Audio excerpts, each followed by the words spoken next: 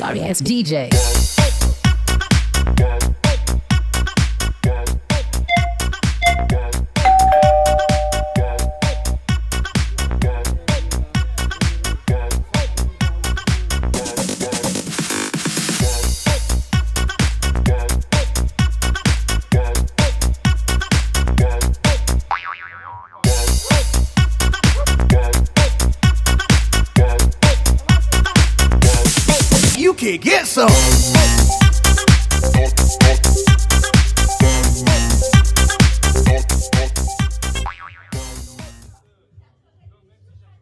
พี่ทำแม่บ้านประยุกต์นะคะ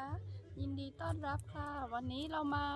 เที่ยวที่บ้านเพื่อนกันค่ะเรามาทำปาร์ตี้กันนะคะปาร์ตี้บาร์บีคิวกันค่ะที่บ้าน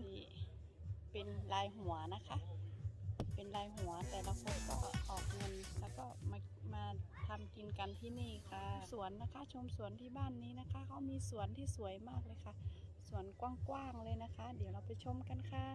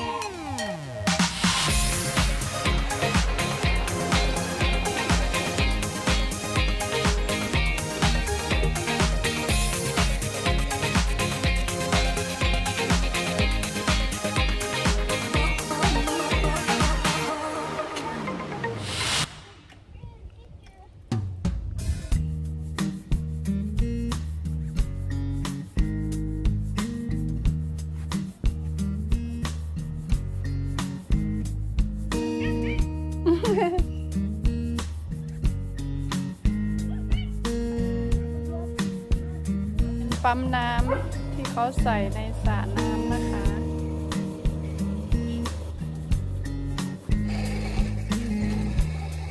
อันนี้ก็จะเป็น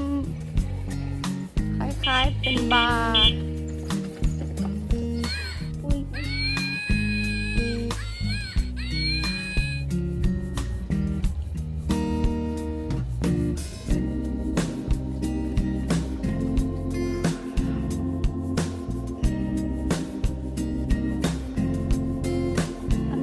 ของบ้านเขาเป็นผู้หญิงเป็นแม่ของเพื่อนของแฟนนะคะเขาบอกว่าเมื่อก่อนน่ะเขาซื้อบ้านหลังนี้เขาก็มีที่กว้างแบบนี้แล้วก็ซื้อต่อไปข้างหลังอีกที่กว้างมากเลยครับเพื่อนๆยาวไปข้างหลังเลยเขาทำแบบนี้เขาทาดีเนาะ